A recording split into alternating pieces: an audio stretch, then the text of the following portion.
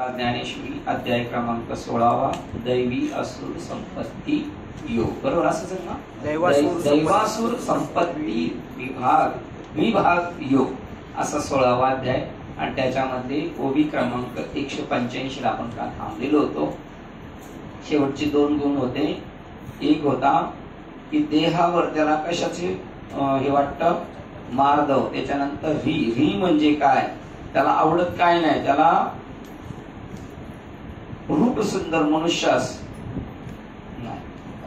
त्याप्रमाणे 3.5 हात शरीर देह ममत्व भ्रांतीने परिच्छिन्नत्व भ्रांतीने स्वतःच समजून जे प्रेतासारखे होऊन जगणे व वारंवार जन्मास येऊन मरणे याची त्याचा री म्हणजे त्याचा राग येतो, त्याला ती गोष्ट आवडत नाही ते सांगतात बा. हा गुण सांगितलेला होता काय. त्याप्रमाणे 3.5 हात शरीरच स्वतः समजून मी एवढाच आहे, प्रेतासारखे होऊन जगणे व वारंवार जन्मास येऊन मरणे याची, आणि गर्भ मेदरूपी मुशीत रक्त व मूत्र वीर्यादिकाच्या रसाचा ओतीव पुतळा असलेले जे शरीर ते धारण करून राहणे ते त्याला लाजिरवाणे वाटते. री म्हणजे लाजिरवाणे, मला या शरीरात राहायचं नाही, त्याच्याबद्दल त्याला घृणा वाटते. हे फार बोलून राहू दे. तर ज्यांना आपणच देह आहोत असे देह तादात्म्य धारण करून नावारूपास येणे यापेक्षा दुसरी कोणतीही लाजिरवाणी गोष्ट वाटत नाही. काय लाज वाटते संतांना? मी शरीर आहे असं वाटणं म्हणजे लाज वाटली पाहिजे. आणि मी आत्मा आहे हे आनंददायक वाटलं पाहिजे. पण मी शरीर आहे असं वाटणं त्याला लाज वाटणं हे म्हणतात इथे. आणि त्यालाच अज्ञान म्हटलेले. अशा दुश्चिन्हांनी युक्त अशी ज्याची दुर्दशा होते असे ते शरीर धारण करणाऱ्या साधूंना कंटाळा असतो, करण्याचा कंटाळा असतो. म्हणजे पुन्हा हे शरीर नको, हे बरोबर नाही. जड परिच्छिन्न देहाशी तादात्म्य धारण करून जन्मणे व राहणे याची त्या निर्मळ पवित्र जाणीवेच्या पुरुषास लाज वाटत असते.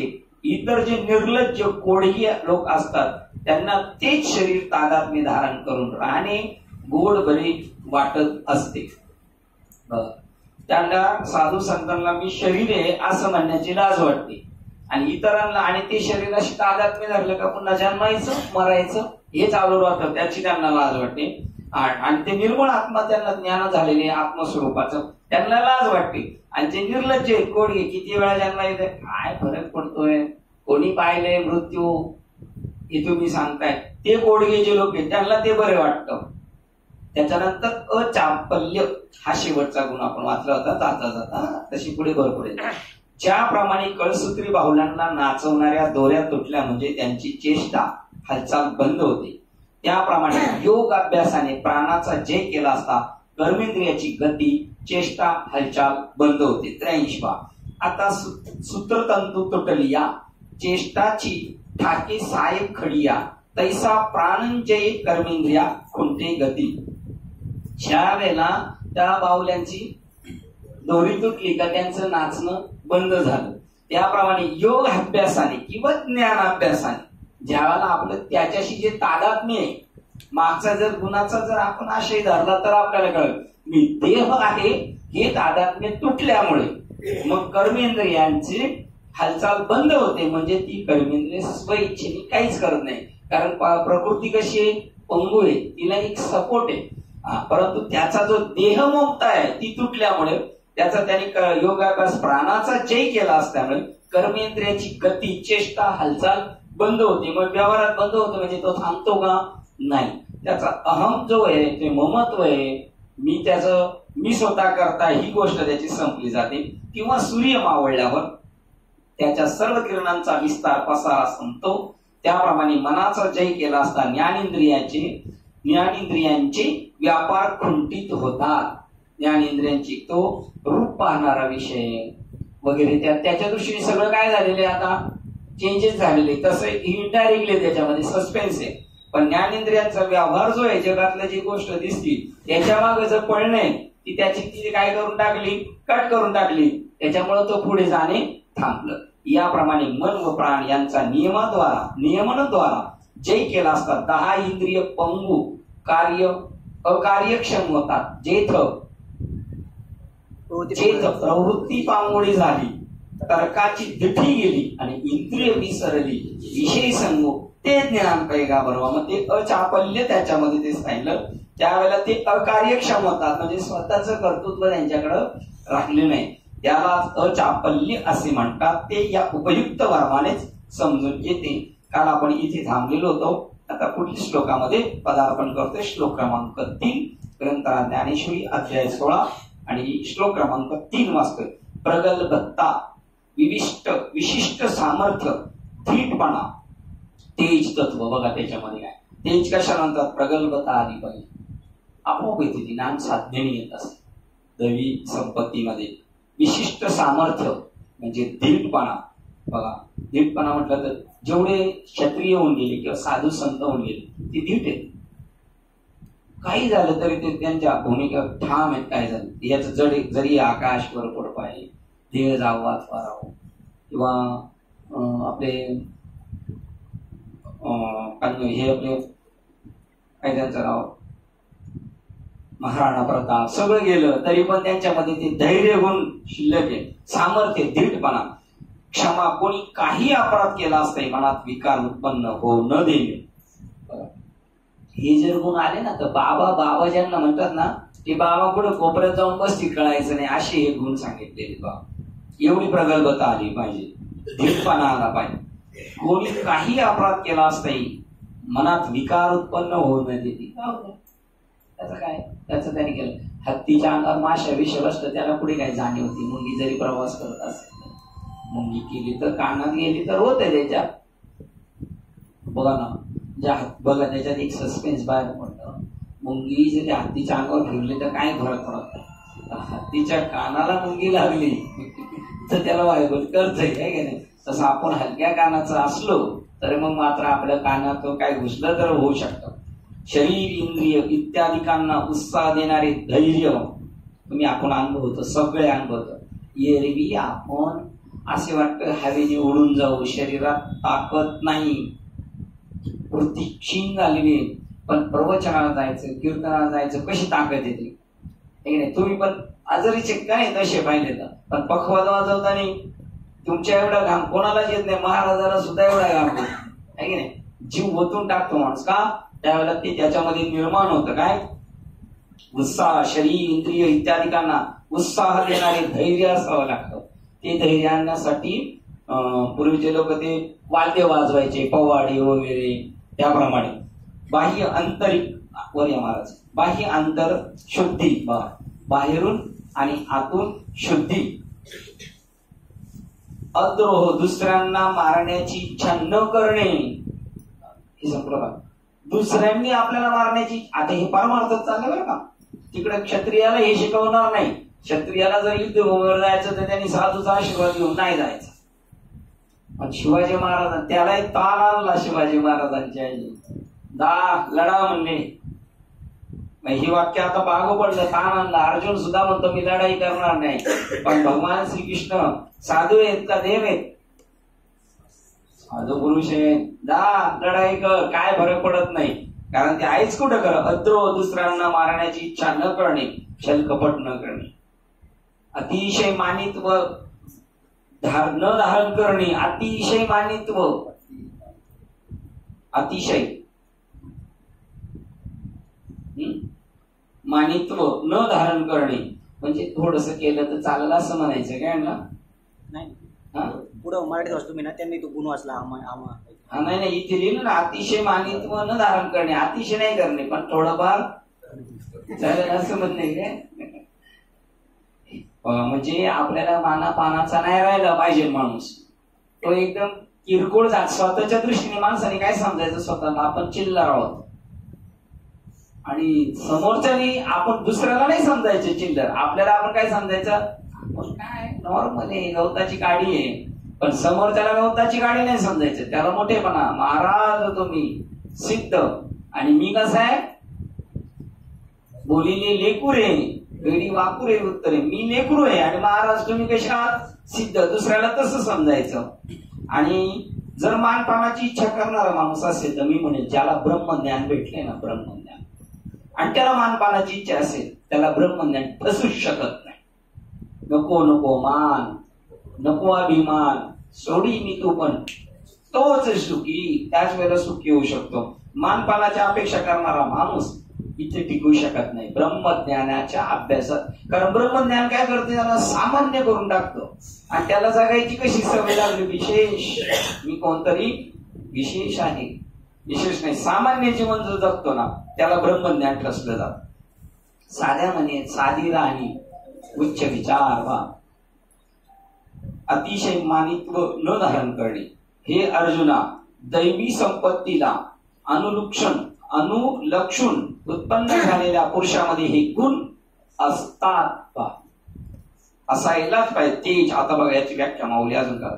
आता ईश्वर प्राप्ती करतात ज्ञान मार्गाचे मनापासून अवलंबन करून प्रवृत्त असतात, त्याला धैर्याची उणीव पडत नाही. कसं पाहिजे, याच्या मागच्या घेतल्यात ना 85 बरं आपण घेतले. आता ईश्वर प्राप्ती करतात ज्ञान मार्गाचे मनापासून अवलंबन करून प्रवृत्त झाला असता. मनापासून आहे बघा. उदाहरण कसं आहे, मनापासून माळ घातली पाहिजे, मनापासून नामचिंतन केलं पाहिजे, मनापासून सत्संगाला आला पाहिजे, का हाणून मारून आणला पाहिजे त्याला. आणि ज्यावेळेला तो मनापासून जेवढ्या करतो त्यावेळेला धैर्याची उणीव त्याच्याकडे पडत नाही, त्याच्याकडे कमीपणा येत नाही. ते एवढं धैर्य राहतं त्याच्यामध्ये. पतिव्रता स्त्री पतीच्या मरणानंतर तिच्या जिवंतपणी मरणासारखी वाईट गोष्ट व ती अग्नी प्रवेशाद्वारा करण्याचा प्रसंग आला तरी पण ती गोष्ट केवळ पतीच्याच उद्देशाने करावायची असल्याने ती सहगमन करण्यास मागे पुढे हलत नाही. त्याप्रमाणे जर पूर्वी काय होतं, सती जायची पद्धत होती. मग मालक गेल्यानंतर तिचं राहणं शिल्लक नाही, पण तिला त्या जळत्या आगीपुडी मारताना काहीही वाटत नसतं. तसं या जगामध्ये बघा 12व्या अध्यायात पण ते ओळ तुम्ही काय म्हणता, तैसे उन्मळलेले जगी खंतीनं समुद्राची माझी, समुद्राची माझी, जलचरा बहीण उपजे, जलचरीने उपजे समुद्र. हा, समुद्र जलचराला कंटाळत नाही आणि तो किती खवळला समुद्र तरी त्याची भीती माशांना वाटत नाही. ते उन्मत्त सिद्धांत, ते उन्मत्त जग आहे. हे जग फार एकदम भरकटलेलं आहे, ते गोडी गुलाबीने वागत नाही, उलट क्रॉस चालले तरी त्याला तो त्याचा उन्मत्तपणा वाटत नाही. ते उन्मत्तपणे जयाशी खंतीनं लगे, जयाशी खंतीने लगे, जयाची अंगे न सिनू लोक, जयाची अंगे न सिनू लोक. त्याच्या अंगाला कोणत्याही प्रकारचा सिनबाग लागत नाही आणि त्याला खंत पण वाटत नाही. आणि जरी काही त्रास झाला तरी त्याला ते वाटत नाही की आपल्याला हे झालं. बघा ना, तुकाराम महाराजांना त्रास दिलेला आहे रामेश्वर भट्टांनी किंवा मंबाजी बोंडनी, तरी पुढे त्याचा खेदही नाही केला आणि अंतःकरणात ते दडूनही राहिले नाही, उलट त्यालाच जवळ गेले त्याच्याकडे. त्यामुळे ती जशी घाबरत नाही त्याप्रमाणे जी आत्मनाथाची चिंता लागल्यामुळे किती त्रास असू द्या, देवाची जर भेट घ्यायची असेल ना तर कुठे रानावनात फिरू शकतो. तेवढी तळमळ लागली पाहिजे. तेवढी तळमळ आपल्याला नाही म्हणत, पण तरी पण भगवंताची कृपा आहे. चल थोडक्यात सुद्धा मी तुला देऊन टाकतो तेवढी पुढे तळमळ. असं तुकाराम महाराज म्हणतात तसं आता पुढे वाटतंय. तुका म्हणे कडू वाटतो प्रपंच. कसं वाटतंय प्रपंच अजून सुद्धा, ठीक आहे, कडू कडू वाटत. बरं, काही ना कडू वाटत असेल पण रोकडे रोमांच कंठ दाटे हे कोड आहे. जरी कडू वाटलं तर तुमचं भूमिका एकदम छान मस्त. ही धैर्य आहे, त्याच्यामुळे ते धैर्य आहे. ईश्वर प्राप्तीकडे निघाला जाऊ दे. अजून एक सांगायचं, ज्या वेळेला स्वर्गारोहणाला चालले, पडली द्रौपदी, पडला नको, जाऊ दे. तिथे रडत नाही बसणे, कारण पडणं आणि उठणं हे खरं नाही. काय ओळ ती अगा भजणे आणि नेमणे हे साचचे जे मानणे. तो हा जीवलोक राहिला कुठं तुमच्या कामणे आळी जीवे नोरेचे जीवपणाच बाद झाला. आणि खऱ्या अर्थाने जेव्हा जीवपणा बाद होईल ना त्यावेळेलाच तो आकाराने शरीराने सुद्धा ब्रह्म होऊ शकतो. जीवपणाचे धर्म जर आपण चिटकून धरत बसलो तर नाही आपल्याला मग ते गोष्ट पाहिजे तशी. एरवी उपजे आणि नासे, एरवी उपजे आणि नासे, मायावत मायावच दिसते. एरवी वस्तू जी आहे हा सेम काहीतरी घोळ झालाय असल्याने ती सहगमन करण्याच्या मागे पुढे हलत नाही. त्याप्रमाणे जी आत्मनाथाची चिंता लागल्यामुळे विषयास विषयवत मानून त्याचा त्याग करून ज्यास आत्मप्राप्ती करता शून्याच्या अरुंद काटेरी मार्गावरून धावणे अवलंबन करणे आवडते. काय म्हणता, किती अवघड प्रसंग असला तरी तो त्या मार्गाने जाणार. ती गोष्ट प्राप्त करायची ना, मग जाणार. त्याला शास्त्रात सांगितलेल्या निश्चिताची अडचण आड येत नाही व विधीची भीड पडत नाही. असंच करायला सांगितलं कसं काय होईल आपल्याला, आणि हे निश्चित करायला सांगितलं. गवताची काडी समजून राज्य त्यागलं तरी चालेल, त्याची त्याला भीड नाही. आणि हे एवढं आपल्याला जमेल का, त्याची काय नाही. व महासिद्धी प्राप्त झाली असता तिचीही त्या अंतःकरणात कौतुक वाटून आवड उत्पन्न होत नाही. सिद्धी प्राप्त झाली नको नको म्हणत नाही का, झाली तर झाली, पण त्याचं कौतुक वाटून आवड उत्पन्न नाही होती. पाहिजेच मला, वा आपल्याला प्राप्त झाली तर झाली. तयापरी आली गेली न करी तो विगुण तला तरी महासुखी. बघा तेव्हा त्याच्या आत्मसुख त्या सिद्धी आली गेली त्याची काही किंमती नाही. आणि अजून त्याच्यापुढे त्याला तो तुच्छ म्हणतो. आता त्याच्या पुढे आली गेली त्याची सेना करी, पण त्याच्या पुढे म्हणतात जो आपुलिया नागरपणे इंद्र भुवनात ते पावळे म्हणे तो केवी रंजने पोपटे रणजी पालवणे बिल्लाची. या बिल्लाच्या पोपट्यात तो रमू शकत नाही.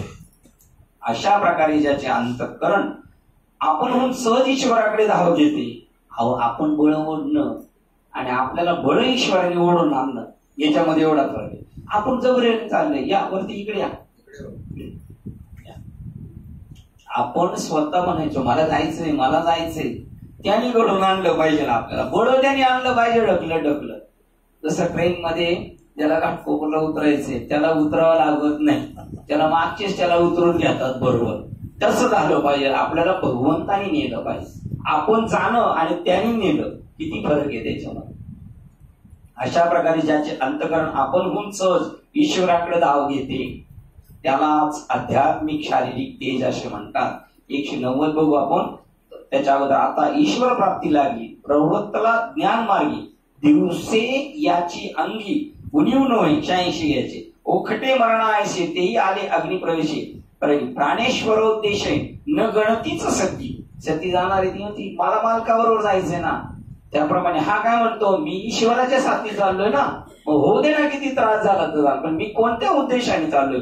ती सरणावर चालली कोणाबरोबर, पतीबरोबर, आणि याचा आत्मराजपती आहे त्याच्याबरोबर जायचंय ना, सरणावर गेलं तरी चालेल काय हरकत नाही. तैसी आत्मनाथाची याती लावणी विषयाची बाधी धाव आवडे पानधी शून्याची. बघा अत्यंत काटेरी मार्गातून सुद्धा त्याचं जाण्याचे कसे आले असतील. सागरा प्राण तळमळला नेमजशी कुठून पळाले ते, त्यांच्या तडाख्यातून. टॉयलेटला जातो म्हणून गेले, केवढी असेल जागा त्या भांड्यातून आतमधून पळून गेलेले. कारण उद्दिष्ट काय होतं, माझा देश स्वतंत्र करायचा आहे. तर ते शून्याची पानधी आवडे धाव छोट्याशा काटेरी मार्गातून सुद्धा ते प्रवास करू शकतात. न ठाके निश्चित आड हे असं करायचं नसतं. त्याला काय एवढं घाबरतो आम्ही, जाऊ आम्ही ते पार करून पण जाऊ.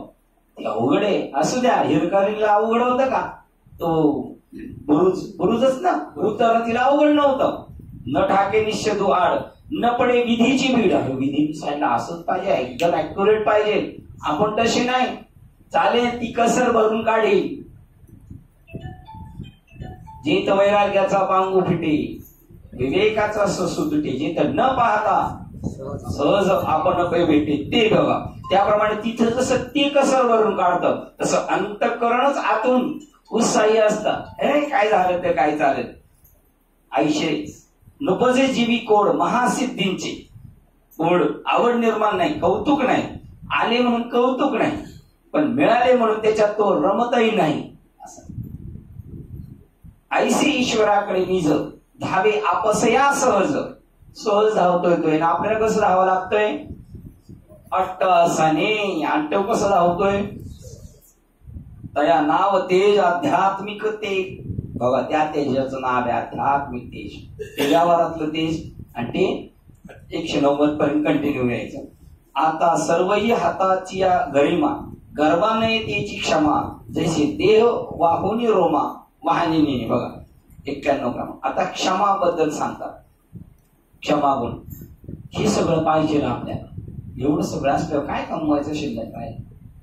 मग कृतकृत्य झालो इच्छा केली ते भाव एवढं सगळं क्षमा. आता ज्याप्रमाणे देह आपल्यावरील सर्व रोमांच धारण करीत असूनही आपण सर्व केस धारण केले आहेत आणि ते ओझवातोय असं त्याला काय वाटत नाही. त्याची त्यास मुळीच खबर नाही. देह धारण आपण सर्व केस धारण केले आहेत त्याची त्यास मुळीच खबर दाद नसते. त्याप्रमाणे एक तो लहान मोठा प्रसंग सहन करून आपण सर्वही सहन करतो. मी श्रेष्ठ अशा रूपाने मोठेपणाच्या योगाने जे गर्वाला न येणे स्वतःच्या सहनशीलतेची मुळीच खबर नसते तीच क्षमा होय.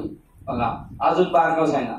काहीही प्रसंग आला आपल्या शरीरावर जेवढे रोम आहेत असं आपल्याला कधी वाटतंय आपण तर एवढा बोजा वाहतोय रोज नाही वाहत. त्याची काही जाणीव होत नाही. तसं बारीक सारीक लहान सहान कोणतेही प्रसंग आले तरी तो तिथं खचत नाही.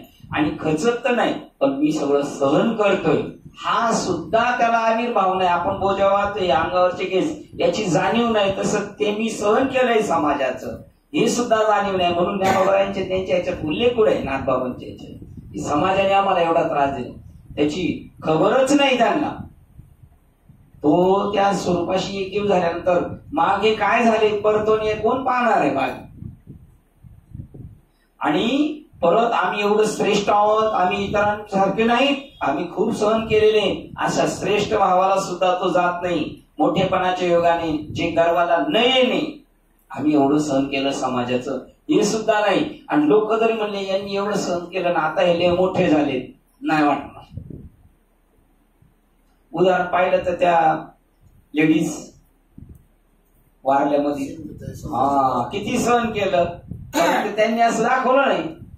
सहन केलं उलट दुसऱ्याला मदतनीस झाले आणि करतात सहन करण्याची शक्य स्वतःकडं समोरच्या मध्ये पण तीच ते आणून ठेवतात.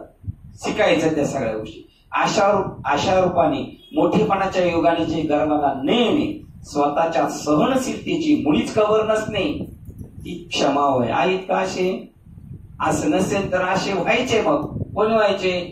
कोणीतरी पुढाकार घ्यायचा पुढे निघायचं. बघा क्षमा 91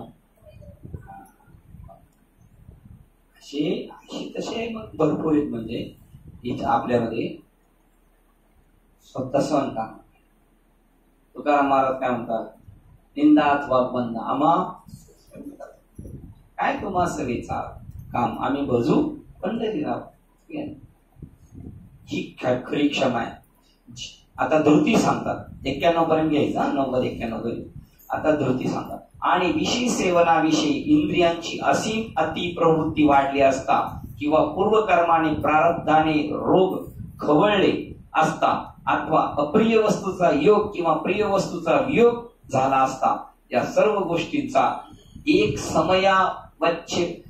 समयावच्छेदे करून पूर आला असता. बाबा सगळ्या गोष्टी अंगावरून आदळल्या असता प्राप्त झाला असता ती एकदम ग्रास करण्यास सहन करण्यास धैर्य अगस्त्य ऋषी होऊन उभे राहणे अचलपणे सहन करतो.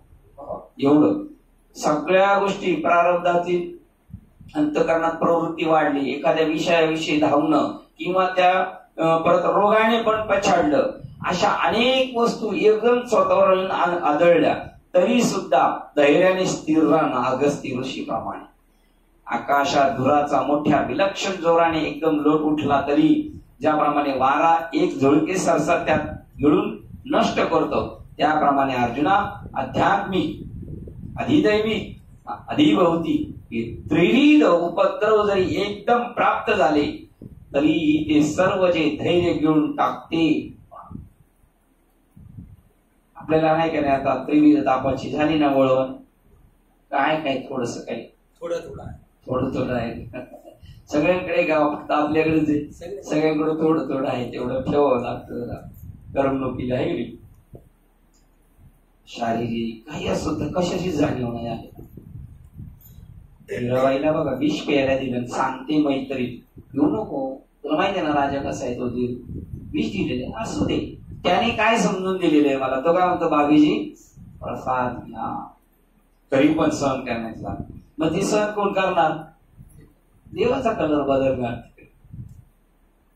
याप्रमाणे चित्तात रागाधिक विकार उत्पन्न होण्याची वेळीही सहनशीलतेस उचलून धरून चांगली टिकून कायम राहणारी जी मनोवृत्ती शक्ती तिला धृती असे म्हणतात.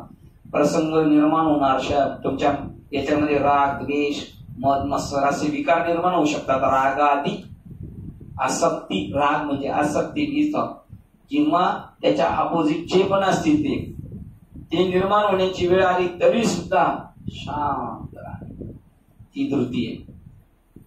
आता सुवर्ण, आता शौचम, आता सुवर्ण शुद्ध करून तयार केलेला 96 पर्यंत कंटिन्यू ठेवायचे.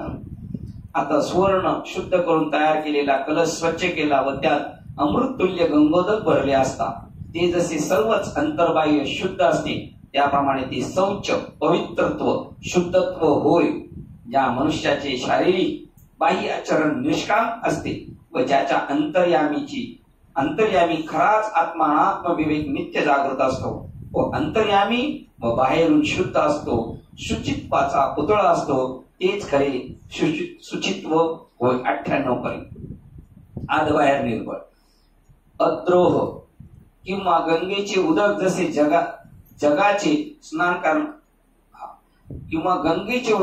जगाचे स्नान करणाराचेही पापता नाहीसे करीत तिच्या काठावरील झाडा झुडपांचे जाता जाता सहज पोषण करत शेवटी समुद्रात जाऊन मिळते. तिचे काय सेवेत बाबा 99.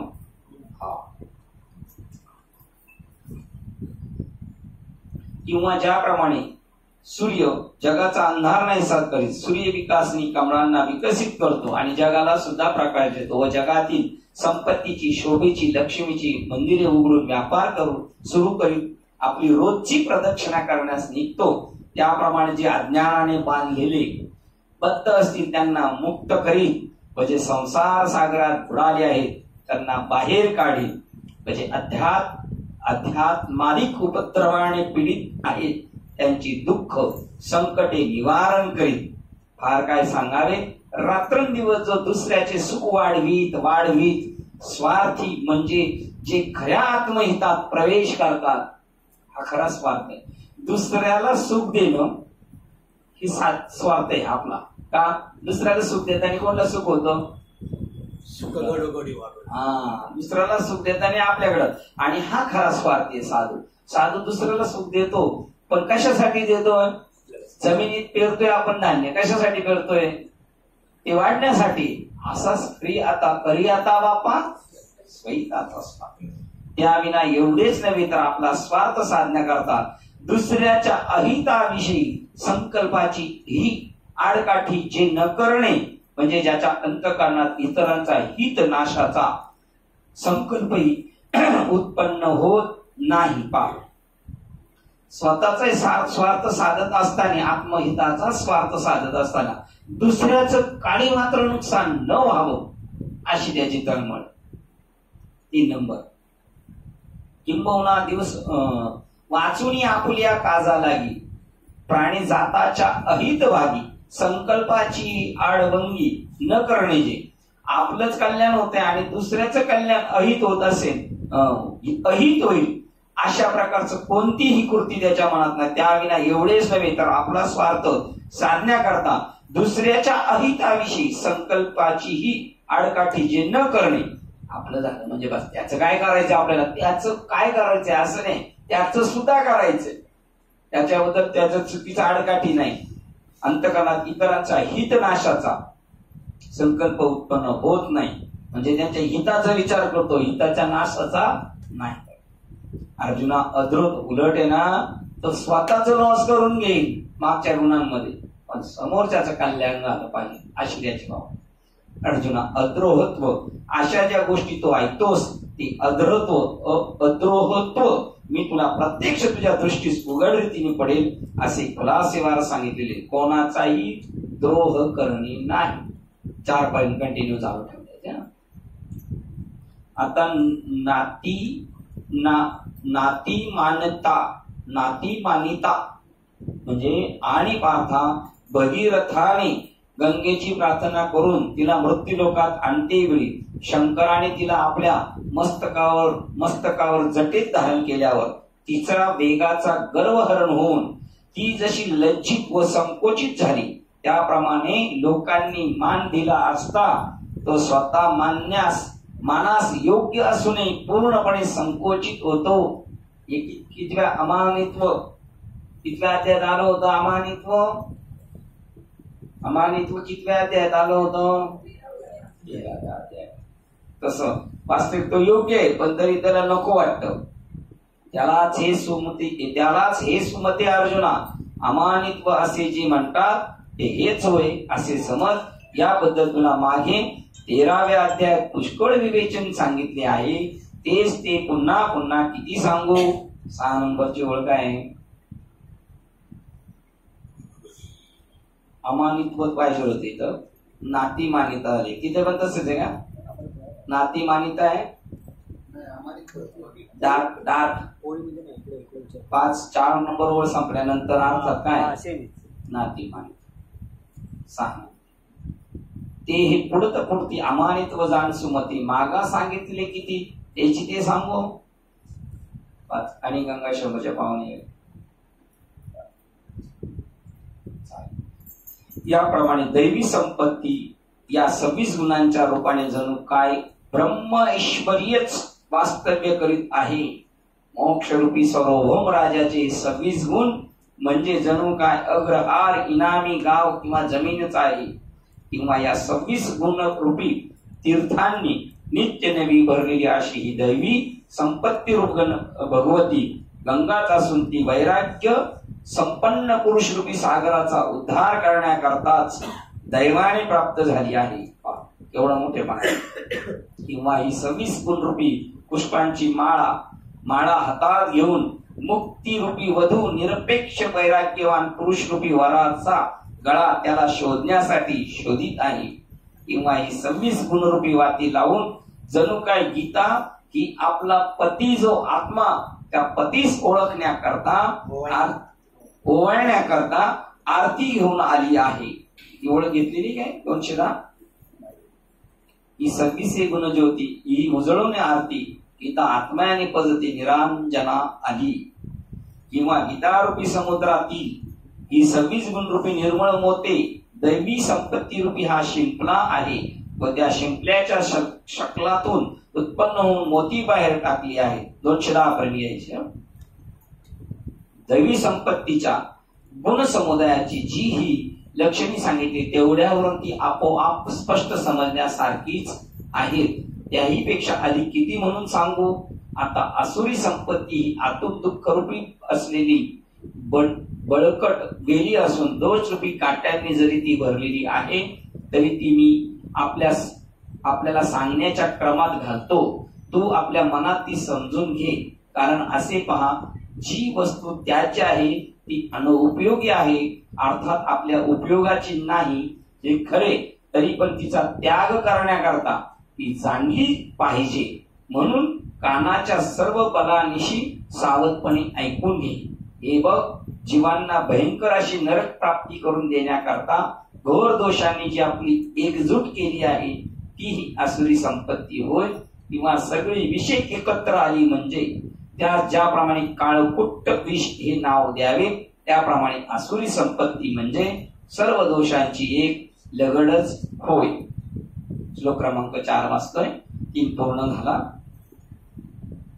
हे अर्जुना, आसुरी संपत्तीला अनुलक्षून उत्पन्न झालेल्या पुरुषाची धार्मिकता प्रगट करणे, गर्व व मी उत्कृष्ट आहे असे मानणे, कोप आणि कठोर भाषण, मर्मभेदक शब्द बोलणे व मिथ्या प्रत्यय कर्तव्य व अकर्तव्य या विषयाचे अविवेक ज्ञान हे गुण असतात. आता दंभ पहिला त्याच्यात.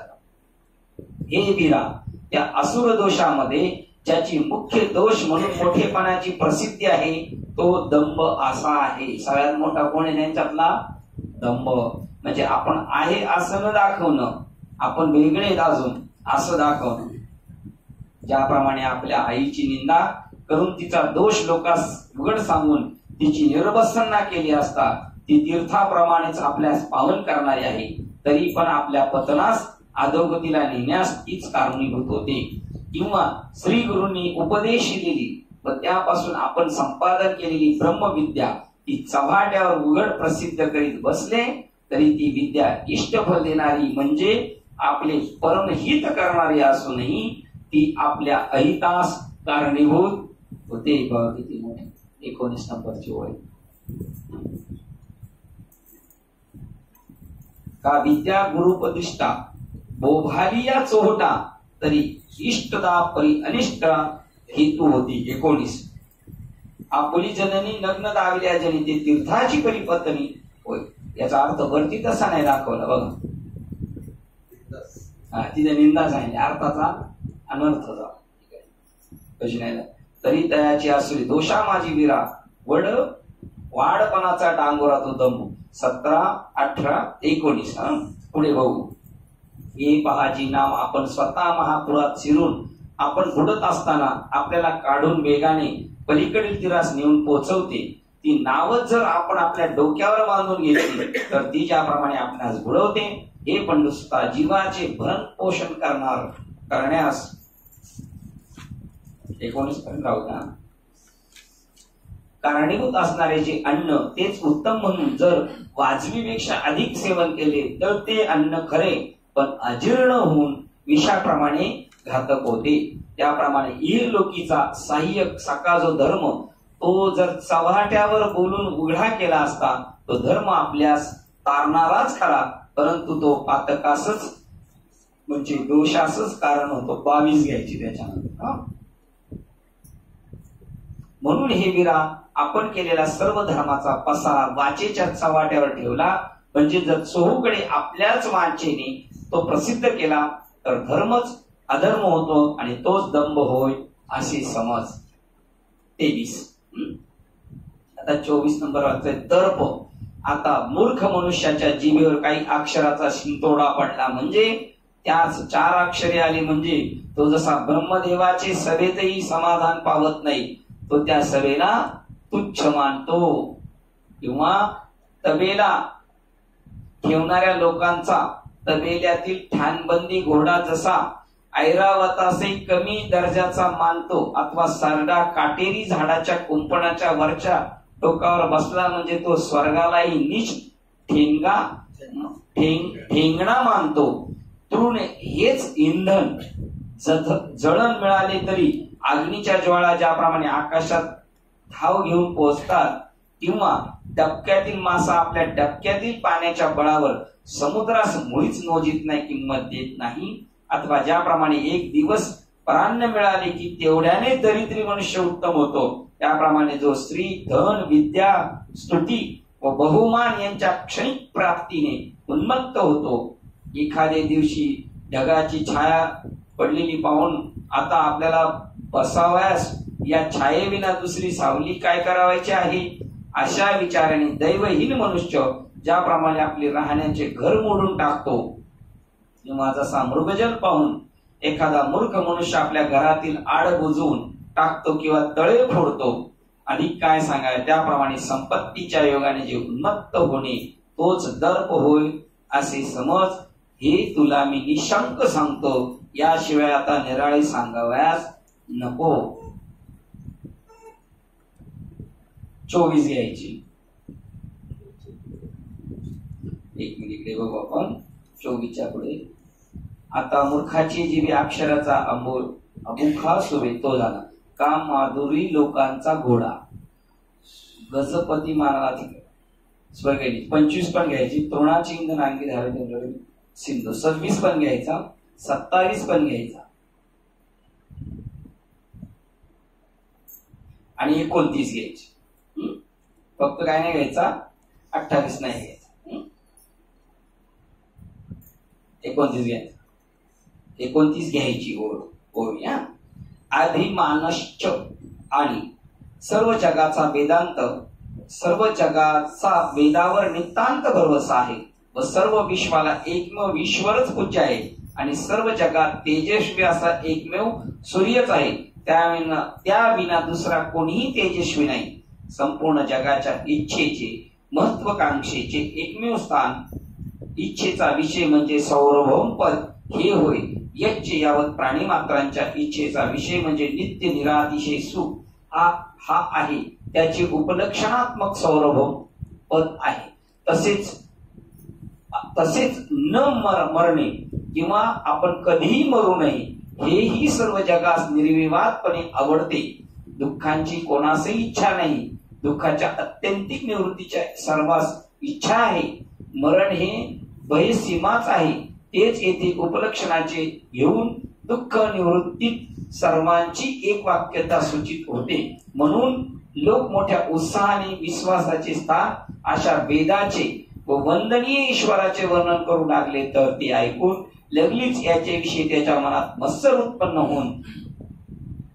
होतो. तो फुगतो व तो गर्वाने फुगतो व म्हणतो की मी ईश्वरच खाऊन टाकीन, वेदास्तर विषच घालून घालून ठार करीन व जो सर्वांचे रक्षण करणारा ईश्वर त्या ईश्वराची सत्ता हरण करीन किंवा आपली सर्व शक्ती आपली थोरपण मिळवण्यात खर्च करतो. 33 घ्यायची.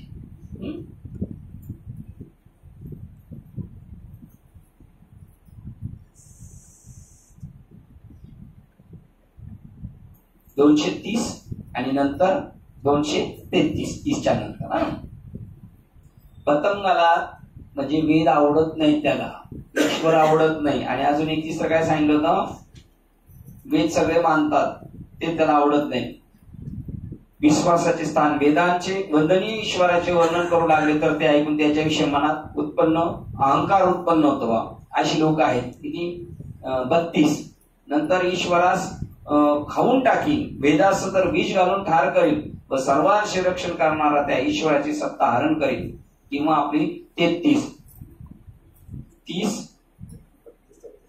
32 आणि 33. पतंगाला दिव्याची प्रकाशमान ज्योत आवडत सहन होत नाही. बघा, हा सदृष्टांत आणि सिद्धांत. वेद कोणाला आवडत नसेल का? ईश्वर कोणाला आवडत नसेल? आणि स्वतःला संकेत वाटलं तर, पण दुसऱ्याला पण. पतंगाला दिव्याची प्रकाशमान ज्योत आवडत सहन होत नाही.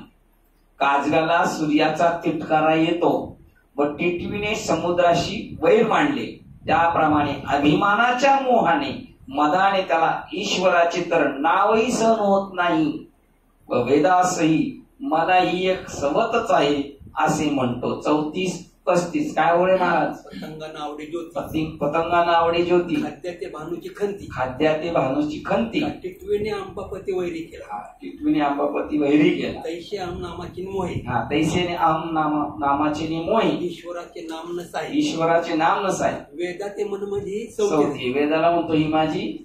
मस्त छान ओळी पाडेल त्याचे. अशा प्रकारे ज्याच्या अंगात मान्यतेचा पुष्टगंड अतिशय ताठावरलेला असतो तोच अभिमानी होय. तो पुरुष अतिशय उन्मत्त असून रवरव नरकाचा रहदारीचा हम रस्ताच होय. 36 भगवान 36 आपण. ऐसा मान्यतेचा पुष्टगंडू तो अभिमानी नको, ही ओळ नको. 36 नको. चला क्रोध नंबर बघूया. क्रोध आणि दुसऱ्याचे सुख पाहण्याचे निमित्त मात्र होण्याबरोबर ज्याच्या मनोवृत्तीत क्रोध रूपी अग्नीचे जणू विषच चढते. पहा किती क्रोध. दुसऱ्याचं सुख पाहिलं तरी त्याला राग येतो. आणि दुसऱ्याचे सुख पाहण्याचे निमित्त मात्र होण्याबरोबर ज्याच्या मनोवृत्तीत क्रोध रूपी अग्नीचे जणू विषच चढते.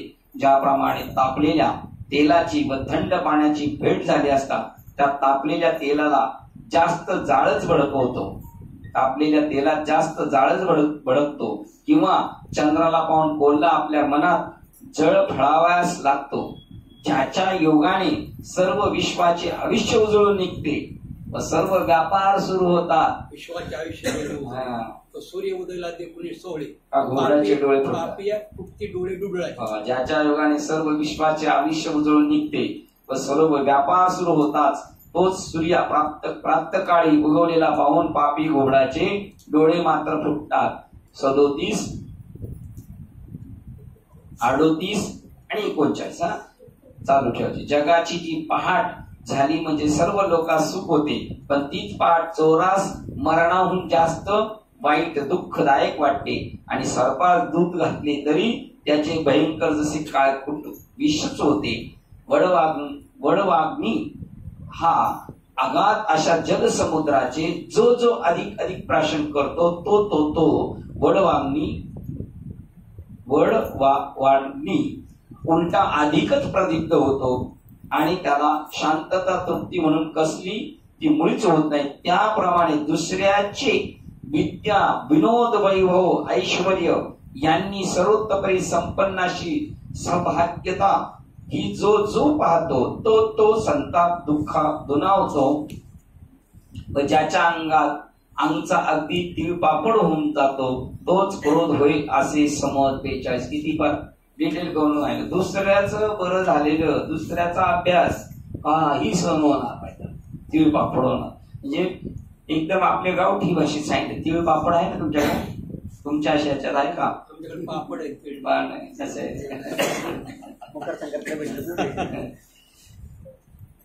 काय विश्लेषणाचं जास्त काही करायची गरजच नाही. पारुष्यमेवच ज्याचे मन म्हणजे जणू सर्पाचे वारुळच असते. कशाचं वर्णन चालले? त्या आसुरी संपत्तीचं वर्णन चाललेलं आहे. ज्याचे मन म्हणजे जणू सर्पाचे वारुळच असते. पर प्राणघातक संकल्पयुक्त असून सर्पाचे घर असते वारुळ असते म्हणजे कंसात साखरे बाबांनी सांगितले पर प्राणघातक संकल्पयुक्त असून दुसऱ्याचा घात कशाने होईल असले संकल्प सारखे ज्याच्या डोक्यात घुमतात आणि ज्याची दृष्टी बाणांच्या अग्राप्रमाणे तीक्ष्ण सुटणारी असते.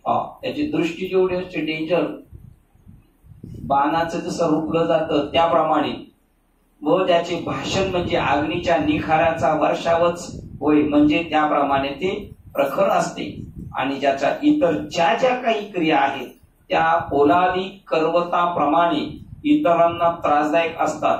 अशा प्रकारे जो दुसऱ्याचे शरीरास मनास भेद होणाऱ्या कठोर क्रियांनी अंतर्बाह्य भरलेला आहे तो मनुष्यामध्ये अधम आहे असे समज. याप्रमाणे तो मनुष्य पारुष्याची म्हणजे कठोरपणाची केवळ मूर्तीच होय. अज्ञानम. आता अज्ञानाची लक्षणे सांगतो आई. 44 बघू आपण. तो मनुष्य अधमगान पारुष्याचे अवतरण. आता ऐक खून अज्ञानाची पण येर जे क्रिया जाते तिख याचे करवत ऐसे सवाय खसासीत जयाचे का म्हणजे 45 घ्यावंच लागेल. 45 पर्यंत यायचे. आता अज्ञानम सांगतात ज्याप्रमाणे दगड हा थंडी व ऊन यांच्या उष्ण शीत स्पर्शाची वेगळी मुळीच जाणत नाही किंवा जन्मांतर रात्र व दिवस हा भेद मुळीच जाणत नाही. किती अज्ञान सांगितले. दगडाला थंडी पडलेली कळत नाही आणि उन्हाळाही कळत नाही. ठीक आहे. अजून जन्मांताला रात्र कळत नाही आणि दिवसही कळत नाही. अग्नी खावयास भडकला म्हणजे तो जसा कोणत्या वस्तूचा नाश करावा किंवा कोणतीचा करू नये या योग्य अयोग्य जाणत नाही. हे योग्य अयोग्य जाणत नाही अथवा बरीच हा सोने किंवा लोखंड असा जसा भेद जाणत नसतो. अपोजिट उदाहरण दिलेले. हे चांगलं उदाहरण दिले पण कशासाठी दिले? वाईट गुणाला पण तो आपलासा करून टाकतो. किंवा स्वयंपाकातील पळी ज्याप्रमाणे नाना तऱ्हेच्या रसात फिरवण्याच्या निमित्ताने प्रवेश करते पण ती रस किंवा त्या रसाची रुची याचा उपभोग घेणे जाणत नाही. अथवा वारा वाहू लागला म्हणजे हा लहान किंवा हा मोठा रस्ता बऱ्या वाईट मार्गास न समजता सर्वत्र वाहतो. त्याप्रमाणे चांगल्या किंवा वाईट कृत्याच्या विचाराविषयी जे आंधळेपण असते म्हणजे त्याला सारासार काहीच कळत नाही त्याचं नाव अज्ञान. ही वस्तू चांगली स्वच्छ किंवा मळकट असे न जाणता लहान मूल जसे जी वस्तू पाहिल ती तोंडात घालते त्याप्रमाणे पाप व पुण्याची खिचडी तयार करून खात असतात. त्याची सुखदुःख रूपी फले भोगता ज्याच्या बुद्धिस्थितीच्या व्यवहारात बरे किंवा वाईट याची काहीच तारतम्य वाटत नाही अशी जी स्थिती तिला अज्ञान असे नाव आहे. या बोलण्यात अन्यथा नाही. याप्रमाणे 6 दोषाची लक्षणे तुला सांगितली. 51 पाहूया आपण. पापी जो निसगू पुण्यविषयी अतिने लागू, ज्याच्या मनी वेगू विकल्प, तो जाण निखळा, अज्ञानाचा पुतळा, बांधून असे डोळा वित्त शेत. शानन बाबाच्या वळी पाठ. प्रत्येकाचं वेगवेगळं भांडवल आहे. प्रत्येकाचे मोबाईल जसे वेगवेगळे, तशी ज्ञानेश्वरीतल्या प्रत्येकाच्या वेगवेगळ्या पाठ आहेत. आता आपल्याला काय एवढं आपण मनाला लावून घ्यायचं नाही. असतील त्यांच्या तर त्यांना लग्न, आपल्याला काय बोलायचं, आपण काय असं काही करायचं नाही. करायचं ना. झाली का सुरुवात झाली ना. 51 पाय आपण किती पाहत होतो म्हटलं. 51 पाहिजे होती ना. हे चोख हे मेवे ही 50 ऐसे नेनून या बाळा देखते ते केवळ मुखीची घाली, तैसे पाप पुण्याची खिचडी करून खाता बुद्धी चेष्टे कडू मधुर न वाटे ऐशीची दशा घ्यावंच लागणार. ये नाम अज्ञान या बोला नाही आण. नाम आता याला अज्ञान कसं, तिकडं काय अज्ञान म्हणलेले 14व्या अध्यायात आपण काही विसरू जो धनंजय तेच रूप या अज्ञान स्वतःला. आणि इकडे काय सांगितलेलं आहे, काही चांगलं वाईट काहीच कळत नाही त्याला. बघा आता अज्ञानाचे 2 व्याख्या झाले की इकडे आशेवळे पण पाठ करायचे. त्यामुळे आता ती नाम अज्ञान या बोला नाही आण एवं 6ही दोषाची चिन्ह सांगितली. तिला अज्ञान असे नाम आहे, बोलण्यात अन्यथा नाही. याप्रमाणे 6ही दोषांची लक्षणे तुला सांगितली. दैवी संपत्तीपेक्षा असुरी संपत्तीची संख्या कमी आहे, तरीही हे 6 दोषांच्या अंगाने युक्त असल्यामुळे ही असुरी संपत्ती मोठी बलाढ्य झालेली आहे. आपण म्हणून 26च्या पुढे 6 काही नॉर्मल आहेत, हे लय ताकदवार आहे. ज्याप्रमाणे एखाद्या सड पातळ सुंदर स्त्रीच्या शरीराची ठेवण अंगसरशी असते खरी, तरी पण तिचा ठिकाणी विषय अधिक असतो, किंवा प्रलय अग्नी, विद्युत अग्नी व वडवान अग्नी या तिन्ही अग्नीची संख्या पंक्ती पाहू गेले असता थोडी आहे, पण हे खाण्यासाठी भडकले तर प्राणाहुती करण्यात हे विश्वच पुरणार नाही.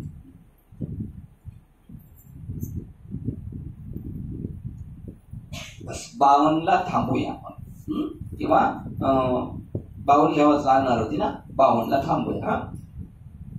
ब्रह्मदेवा शरण गेले तरी ज्यास कप पित्त वात क्षोभात्मक त्रिदोष झाला आहे, त्या मनुष्याचे मरण चुकत नाही.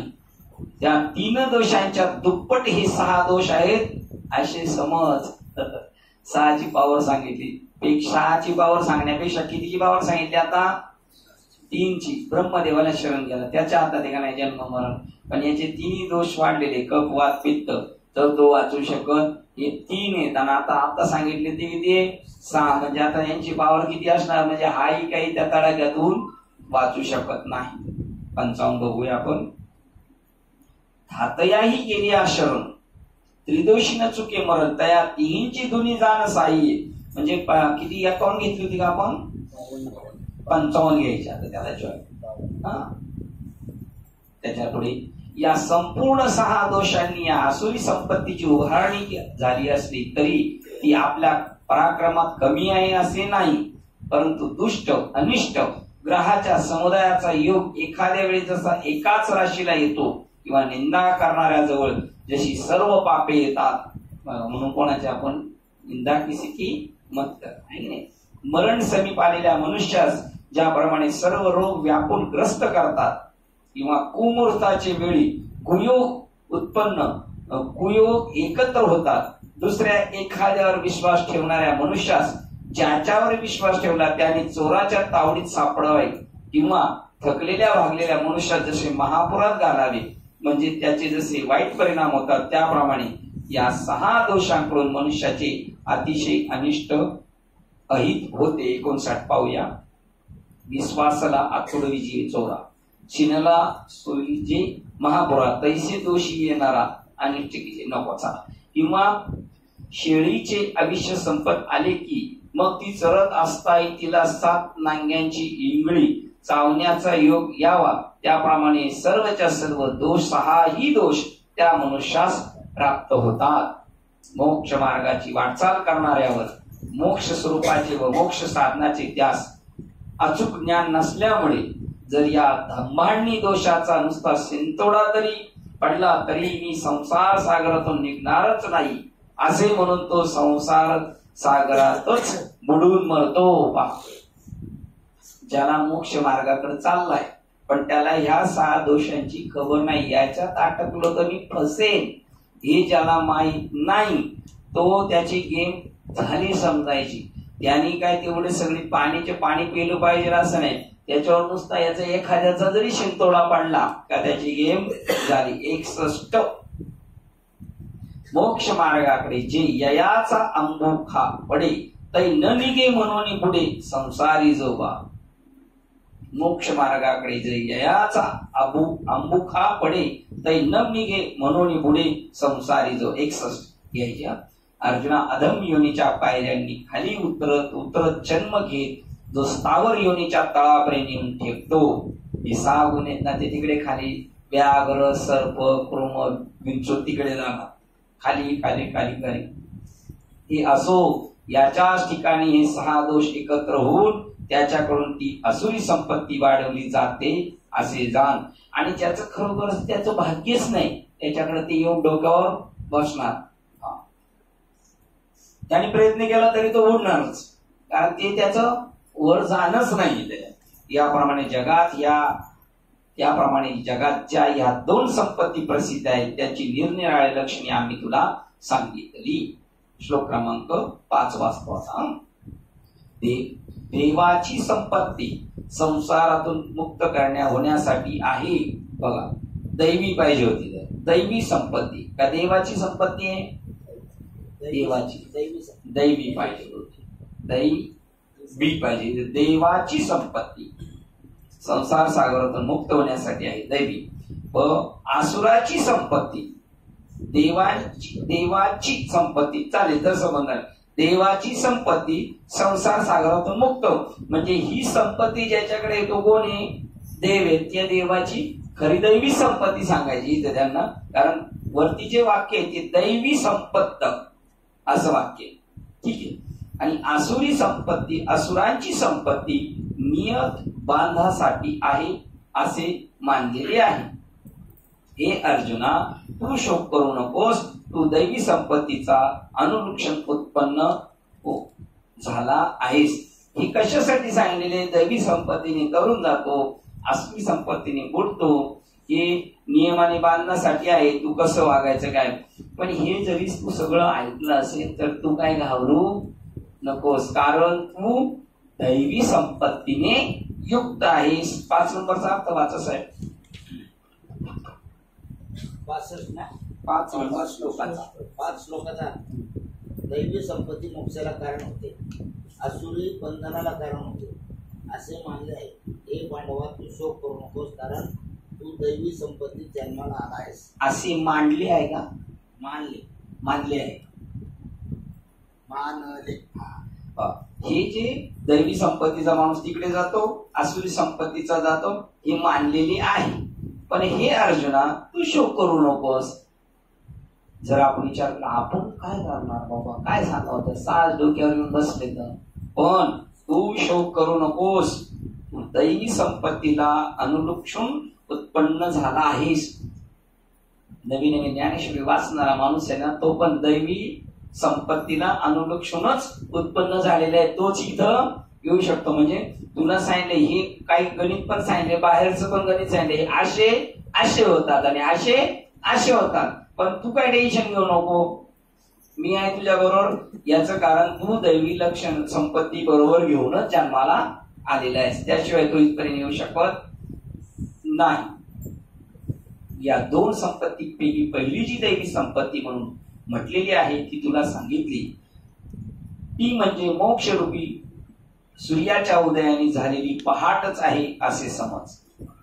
जो मोक्षाला जाणार त्याच्याकडे, ज्याला रस्ता तळाला जायचे तो इनडायरेक्टली तिकडच काय म्हणतात बुडत्याचे पाय.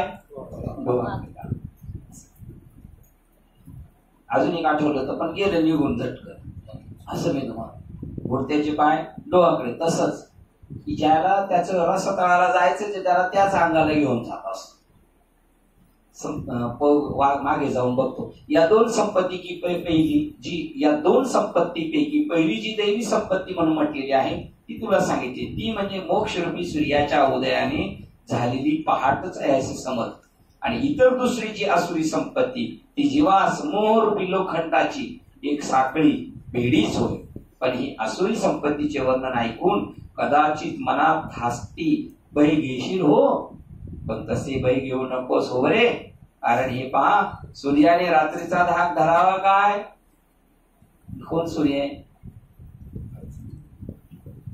ज्याच्यापर्यंत आल्या आवर्जून जो ऐकतोय ना त्याला काय घाबरायची कारण? पण तरी पण गाफील निजल्याने कधी दुःख. हे धनंजया, ही आसुरी संपत्ती त्यासच बंधास कारण होत असते की जो या 6 दोषांस आश्रय होतो. अर्जुना, तू तर वर सांगितलेल्या दैवी संपत्तीत गुणांचा जणू काय उत्तम साठाच जन्मास आला आहेस. म्हणून पार्था, तू या दैवी संपत्तीचा स्वामी होऊन मोक्ष सुखास प्राप्त हो. 270 269 68 पाहू आपण. ही आसुरी संपत्ती त्या बाधा लागली धनंजय, जो 6 दोषाचा आश्रय 68 त्यांना त्रासदायक. हे परी ऐकोनी जणे पै घेशी हो म्हणे काय रात्री 67 पण पा येर जे दुसरी संपत्ती का आसुरी ती मोह बस नको बस. ही दोन्ही पहिली दैवी जे सांगितले सूर्य पाहली अग्नी 67 बरोबर ना, 68 69 असं म्हणलो ना. 68 भाई मनात धरू नको असतो, तुला हात धरायची कारण नाही. 270 हे भिवू नकोस मी तुझ्या पाठीशी. हे काय वाक्य? स्वामी समर्थांना शरण गेला, भिवू नकोस मी तुझ्या पाठीशी. आणि ज्ञानेश्वरी शरण गेला, त्यालाही सांगितलं तू घाबरायची काय कारण नाही. तो इथपर्यंत आलाय ना, दैवी संपत्ती घेऊन आलाय, पण तुला रेड सिग्नल तरी सुद्धा दाखवण्यात आलेला आहे. श्लोक क्रमांक 6. या लोकी देव व असुर असेच, या लोकी देव व असुरच असे मनुष्याचे 2 सर्ग आहेत. त्यातील दैवाची सृष्टी सर्ग व विस्तारपूर्वक सांगितला. हे पार्थ, मजपासून असुरांचा सर्ग तू ऐक. आणि या दैवी संपत्तीवान व असुरी संपत्तीवान अशा लोकांच्या वागणुकीचे हे अनादि सिद्ध मार्ग चालत आलेले आहे. ते जे आपण आता प्रवास करताना जे आपल्या वाट्याला येणारे काही प्रॉब्लेम आहेत, हे डोळस करतात, हे चालू राहणार. विचारसागर पाहिलं ना, विचारसागर मध्ये हिंमत सांगितलं तसं आपल्याला वाटतं ज्ञान घेतलंच पाहिजे लोकांनी. का घेत नाही, का घेत नाही? बाबा हे चालू राहणार, तू टेन्शन घेऊ नको. हे चालू राहणार आणि हे चालू राहणार, हे अनादि सिद्ध हे चालत असते. त्यामुळे तुवा न सोचावे होत जात असे स्वभाव, तरी तुवा का सोसावे, तरी तुवा का सोसावे पंडू सांगावे, पंडू तरी तुवा का सोसावे सांगावे मत का पंडू कुमार आहे. आसुरी संपत्ती अशा लोकांच्या वागणुकीचे अनादि सिद्ध मार्ग चालेल, ते बी चालू आहे. ज्ञानाचा अभ्यास करणारे पण आलेले, तीच परंपरा चालू. आणि ज्ञानाचा स्वीकार करणारे ती वंश परंपरा जशी आहे ती चालू राहते त्यांची. ज्याप्रमाणे रात्रीच्या वेळी निशाचरांनी व्यापार करावा व दिवसा मनुष्यकांनी उत्तम व्यापारात प्रवृत्त व्हावे, त्याप्रमाणे अर्जुना दैवी सृष्टीचे व असुरी सृष्टीचे असे 2 सृष्टीचे लोक आपापल्या मार्गांनी जगतात राहतच असतात.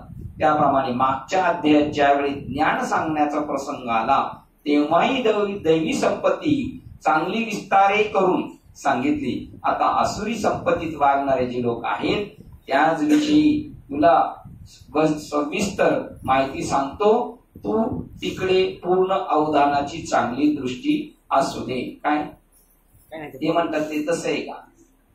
बरोबर आहे, ते पाठा चांगला आहे, सेम तसंच आहे ना. सांगे मध्ये असं बाय तू नाद. त्याप्रमाणे आसुरी संपत्तीने वागणारे जे लोक आहेत त्यांच्याविषयी तुला सविस्तर माहिती सांगतो. तो तिकडे पूर्ण अवधानाची चांगली दृष्टी असू दे.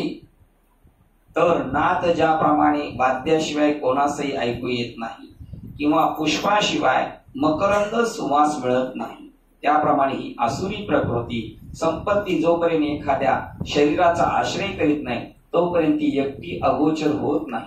मग लाकडावर लाकूड घासल्यामुळे जसा त्या ठिकाणी अग्नी प्रगट झाल्याचा दृष्टीस पडतो तशी मनुष्याच्या देहात ही आसुरी संपत्ती ओतप्रोत भरली सापडली असता दृष्टोत्पत्तीस येते.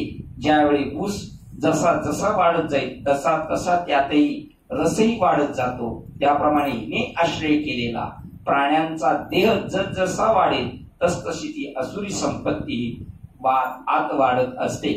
आता अर्जुना, आसुरी संपत्तीच्या दोषांच्या समुदायाने युक्त असे जे प्राणी जन्मलेले आहेत त्यांची लक्षणे तुला सांगतो. श्लोक क्रमांक 7 वाजता. आसुरी संपत्तीचे जन प्रवृत्ती कोठे करावी, निवृत्ती कशापासून व्हावे, निवृत्त कशापासून व्हावे ते हे जाणत नाही. त्यांच्या ठिकाणी सुचितभूतपणा नसतो आणि तसाच सदाचार नसतो, सत्य नसते. दैवी असुर, परत देव असुर, अजून 3 जोड्या आहेत. देव राक्षस आणि आर्य अनार्य अजून एक जोड आहे. त्यांचं युद्ध कायमस्वरूपी चालू आहे. मी आसुरी संपत्तीचे लोक आहेत बघा, महाभारतात आर्य म्हणणार आणि जे भारतावर आक्रमण करणारे होते जेवढे ते आसुरी संपत्तीवान होते. त्यांची चेहरे राहणीमान कसे त्याप्रमाणे. आणि दैवी संपत्तीचे लोक येते असे सदाचार नसतो त्यांच्या. जसा सदाचाराचं उदाहरण द्यायचं म्हणलं तर पृथ्वीराज चव्हाण सदाचार, आणि त्याच्या अपोजिट होता काय त्याचं नाव, मोहम्मद गोरी, तो आसुरी संपत्तीचा होता. म्हणजे एवढे आले होते ते असुर आले होते भारतावर लुटायला. प्रवृत्तीचं निवृत्तीचं, त्यांना प्रवृत्ती काय काय काय आत्मसात करायचं काय नाही करायचं हे कळत नाही. तर पुण्यचरणाविषयीची प्रवृत्ती धरावी किंवा पापचरणाविषयी पासून निवृत्त व्हावे यास ओळखणाऱ्या ज्ञानाची रात्र म्हणजेच ज्याचे अंतःकरण असते.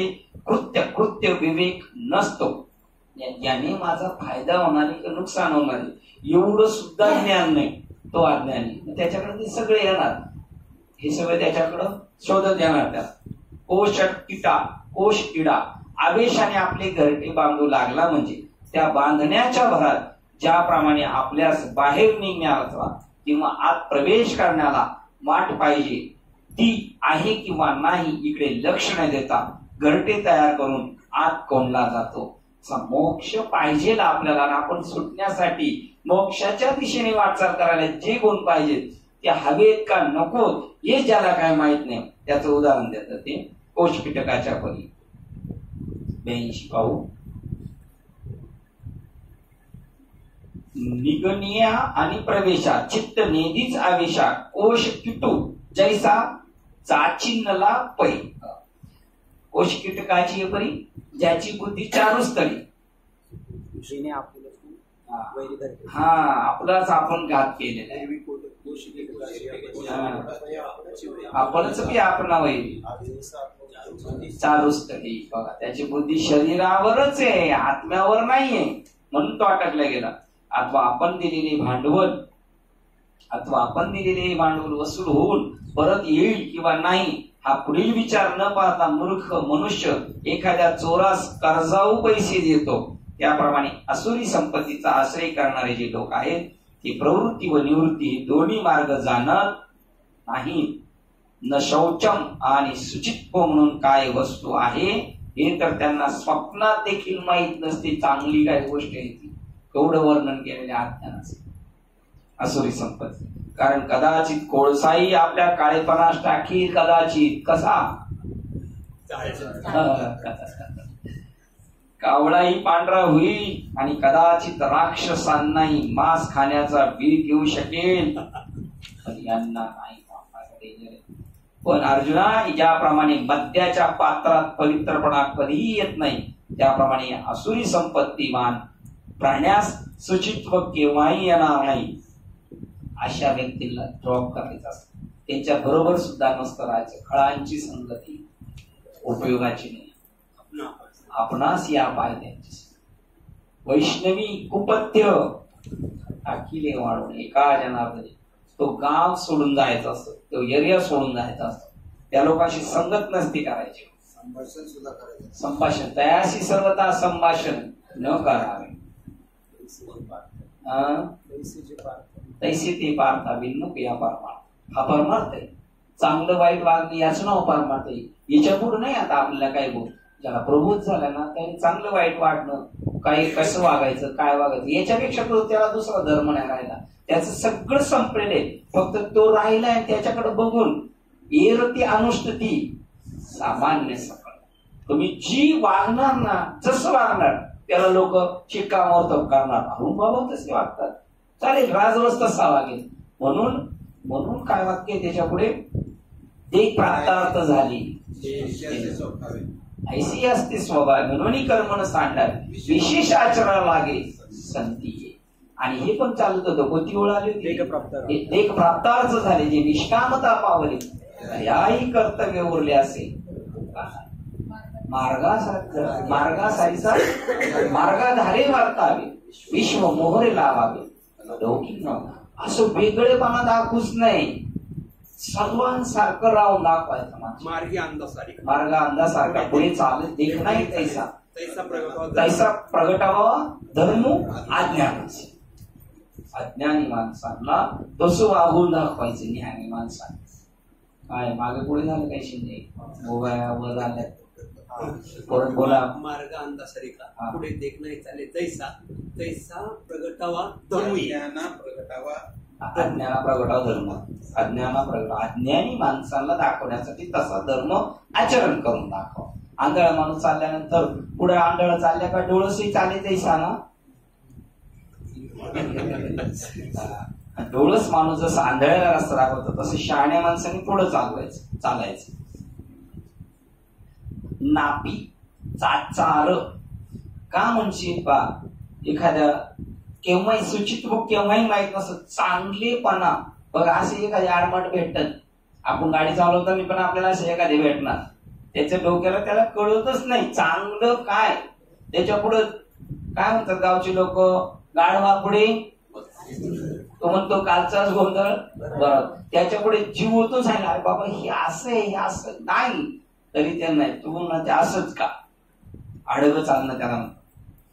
का म्हणशील तर ते का शास्त्रोक्त क्रिया व विधिवत कर्माची इच्छा करतात, का वाडवडिलांच्या आज्ञेकडे किंवा आचरणाच्या चालीरीतीकडे पाहतात. त्यांच्या शास्त्र संवादी आचार विचाराची तर त्यांना दादही नसते, त्यांचे पशुवत वर्तन असते. म्हणजे का म्हणशील का बरं त्यांना सुचित्व नसते, तर ते का प्रश्नचिन्ह बघा. ते का जरा प्रश्न वाचला तर बघ, तर शास्त्रोक्त क्रिया व विधिवत कर्माची इच्छा करतात. का करतात का असं पुढे ते का शास्त्रोक्त क्रिया व विधिवत कर्माची इच्छा करतात. का पहिला प्रश्न हा मागे पाहिजे होता पण पुढे का जर नीट नाही कळाला तर ते करतात असं होणार. का वाडवडिलांच्या आज्ञेकडे मोठ्या माणसांनी सांगितलं ऐकतात का नाही, किंवा आचरणाच्या चालीरीतीकडे पाहतात प्रश्नचिन्ह नाही. त्यांचा शास्त्र संवादी आचार विचाराची तर त्यांना दादही नसते, त्यांचे पशुवत वर्तन असते. म्हणून त्यांना शुचित्व माहीत नाही. ज्याप्रमाणे शेळी हवे तसे चरते किंवा वारा वाटेल तिकडे वाहतो, तसा अग्नी एखादा भडकल्यावर हवा त्या पदार्थास जाळून टाकतो, त्याप्रमाणे आपल्या स्वैर इच्छेने पुढे करून स्वैर इच्छेला पुढे करून ते आसुरी संपत्तीचे लोक स्वैर आचरण करतात. या ओळी घ्यायच्या का नाही घ्यायच्या नको, आपलं काय याच्याशी काम नाही. आपल्याला माहित झालं एवढं बस झालं, या शेत बस आहे की नाही. काय शिंदे न सत्य व त्याचे सत्याबरोबर नेहमीचे हाडवैर असते, त्याचं कधी त्याच्याशी पटत नाही. जर विंचू आपली नांगी मारून त्या योगाने लोकांस गुदगुल्या होत शकते. काही गेल्यामुळे गुदगुल्या जास्तच व्हायला लागल्या, त्याच्या गुदगुल्या झाल्या नसत्या. जर विंचू आपली नांगी मारून त्या योगाने लोकांस गुदगुल्या करू शकेल तर त्याच्या बोलण्यात सत्य बोलणे आढळेल. म्हणजे तो कधी सत्य बोलणार नाही, विंचवाची गुदगुल्या होत नाही, त्यामुळे त्याच्याकडून कधीच अपेक्षा करू नका, हे आपल्याला सावधानतेचा इशारा. बुधद्वारातून निघणाऱ्या वाऱ्याबरोबर जर सुगंधाची येणे घडेल तर त्या आसुरी संपत्तीच्या लोकांजवळ सत्य सापडेल. अशा प्रकारे काही एक न करताही ते स्वभावताच वाईट असतात. समजलास? पहा, हे सांगताना सुद्धा त्यांच्या जीवावर येते का. पुढे म्हणते अरे रे लयच वाईट लोकांचं वर्णन केलं, आता बरं साधू संतांचं वर्णन करून म्हणजे पावाचा पवित्र होईल. आता त्यांच्या बोलण्याचा नवलाव तुला सांगतो. एरवी उंटाच्या ठिकाणी अवयव रचना पाहू गेले तर त्याचा कोणता अवयव नीट आहे म्हणून सांगावे, त्याप्रमाणे आसुरी संपत्तीच्या लोकांची स्थिती आहे. त्यांच्यात चांगले काय आहे, परंतु प्रसंगानुसार सांगतो ते ऐक. धुराड्याचे तोंड ज्याप्रमाणे धुराच्या लोटच्या लोट बाहेर ओकीत असते, त्याप्रमाणे आता यापुढे जी आम्ही आसुरांची भाषणे सांगणार आहे ती तशीच असतात असे समज. ती बोलणी आता उघड सांगतो. दुर्गाला नाही का कंपनीने ठेवले, तिथून काय बाहेर पडणार आहे, सगळा काळ कुठं हेच निघणार आहे, काय दूरच बाहेर पडणार, दुसरं काहीच पडणार नाही. अशी आसुरी संपत्तीचे लोक आहेत. थोडं वेळ आहे तो आसुरी संपत्ती, ते आसुरी संपत्तीचे जन हे सर्व जगत आम्हाप्रमाणेच खोटे. त्याला त्याचा कोणावर भरोसा नाही, सब झूठ आहे, सब झूठ. धर्माधिकाधिक धर्म अधर्मादी प्रतिष्ठा रहित. काय चांगल्याचं वाईटचं कोणी विचार केलाय, मेलं म्हणजे झालं, खाप्यान मजा का. ज्याचा कोणी शास्ता ईश्वर नाही, देवदेव काय नाही रे, नाहीतर असं नसतं. असे कामी स्त्री पुरुषापासून उत्पन्न झालेले असे दुसरे काय काम या हेतूपासूनच झालेले आहे असे सांगतात. बस त्यांना जे मिळणार आहे या लोकातच आनंद लुटायचा, बस याच्या पलीकडे त्यांना दुसरं काही माहित नाही. खावे प्यावे ल्यावे मरावे. असत्य पहिलं काय सांगितलं होतं, सत्य. आता काय सांगतात, असत्य. 6 मध्ये तर विश्व हे ठिकाण प्रवाह रूपाने अनादी चालत आलेले आहे व त्याचा ईश्वर हा सर्वात श्रेष्ठ राजा असून तो तेथील नियंता आहे आणि तेथील चावडीवर वेद हे न्याय व अन्याय याचा निवाडा करतात. वेद निर्णयानुसार जो अन्याय ठरवला जातो त्याला नरक भोगाची शिक्षा होते व त्या वेद निर्णयानुसार जो न्याय ठरविला जातो तो सुखाने स्वर्गात वास्तव्य करून राहतो. हे त्याला आवडत नाही, तो म्हणतो सब झूठ आहे. अर्जुन, अशीची ही विश्वाची व्यवस्था अनादी कालापासून चालत आलेली आहे व तिला ते असुर हे सर्व खोटे आहे असे म्हणतात. ज्यांना यज्ञाची वेळ लागली आहे ते यज्ञ करून फसले असं ते म्हणतात. ज्यांना देवाची पूजा करण्याची वेळ लागली आहे ते मूर्ती पूजा शिवलिंगार्चन करून फसले व हा संसार टाकून भगवी वस्त्र धारण करणारे संन्यासी व जे योगी होतात तेही समाधी योगाच्या भ्रमाने फसले. भागवतात त्याच्यापेक्षा जास्त डेंजर वर्णन केले त्यांचं. आसुरी लोक यजांना सगळ्यांना नाव ठेवणार, साधूला योगीला यांना. या जगात आपल्या सामर्थ्याने जे जे मिळवता येईल व ज्याचा उपभोग घेता येतील ते भोगावे. त्या वाचून दुसरे निराळे पुण्य आहे काय. बाहेर आले होते आपल्या देशात लुटायला, ते असेच होते ना, बस. किंवा अंगात शक्ती नसल्यामुळे सर्व विषय भोग एकत्र जमवता येत नाहीत व काही विषय मिळतील त्याचा उपभोगही ज्याला घेता येत नाही म्हणून विषय सुखा वाचून पीडित होणे तेच पाप होय. म्हणजे हे जे जाऊन बसले तिकडे यांना काही आनंदच घेता नाहीत, म्हणजे हे पापी लोक आहेत म्हणून यांना तिकडे पाठवले आणि आम्ही कसे आहेत पुण्यवान आहेत म्हणून या विषयाचा सगळा उपभोग यथा सांगेतो अशी त्यांची. आणि जे उपभोग भोगत नाही ते काय, म्हणजे जसे डायबिटीज झालेल्यांना लोक नाव ठेवतात तसे ते म्हणतात हे बाजूला गेले. श्रीमान लोकांचे प्राणहरण करणे हे जर खरोखर पाप आहे असे म्हणावे तर त्याचे सर्वस्व धन आपल्या हातात येते हे खात्रीने पुण्यफल नाही का. एखाद्याला मारलं तर हे पाप आहे पण त्याचा सगळा ऐवज भेटला मग हे पुण्य नाही का असं त्यांचंय. जो बलवान असतो तो अशक्ताला खातो असं नाही, मासे नाही का तसं समुद्रात करतात. जो बलवान असतो तो अशक्ताला खातो, त्याचा नाश करतो. हे जर बाधक असे पाप म्हणावे तर मोठे मासे लहान माशांना खातात तर त्यापासून त्यांचे निसंतान कसे का होत नाही. पापी झालेत का नाही, पाप केल्यानंतर त्याचं संतान संपलं पाहिजे. कोणाचं? कोणत्या माशांचं? मोठ्या माशांचं. अप्रतिष्ठम. आपोया आपण उगाच धावण्यात मजा नाही, वेळ झालेली आपली. 302 क्रमांकाला थांबते. कदाचित उद्या आणि परवा सुट्टी. उद्या आपल्या बारकेल बाबांचं कीर्तन आहे, परवा पण सुट्टी. 1 तारीखला ज्ञानेश्वरी होईल. मॅसेज पाहून यायचं. आपण इथे थांबूया. ग्रंथराज ज्ञानेश्वरी अध्याय क्रमांक 16 आणि ओवी क्रमांक 302 ला थांबते. आसुरी लोकांचं वर्णन चालू आहे. पुढील दिवशी आपण त्याच्याकडे पाहूया. पहिली सेवा हृदयस्थ सद्गुरू सच्चिदानंद श्रीपाद बाबा रामदास बाबा, अधिष्ठान परमात्मा श्री ज्ञानेश्वरी संत मालिका तसेच तुम्हा संत वृंदांच्या चरणावर सेवा समर्पित करून सेवेला इथे पूर्ण विराम देऊया. कुंडली श्री ज्ञानदेव पंढरीनाथ भगवान की जय. माऊली ज्ञानेश्वर महाराज की जय. जगद्गुरु संत तुकाराम महाराज की जय. शांती ब्रह्म एकनाथ महाराज की जय. सच्चिदानंद श्रीपाद भगवान की जय. सच्चिदानंद रामदास भगवान की जय. अवधूत चिंतनम श्री गुरुदेव दत्त गोपाल कृष्ण भगवान. बोलो रे भाई सब संतन की जय. गणपति बाप्पा.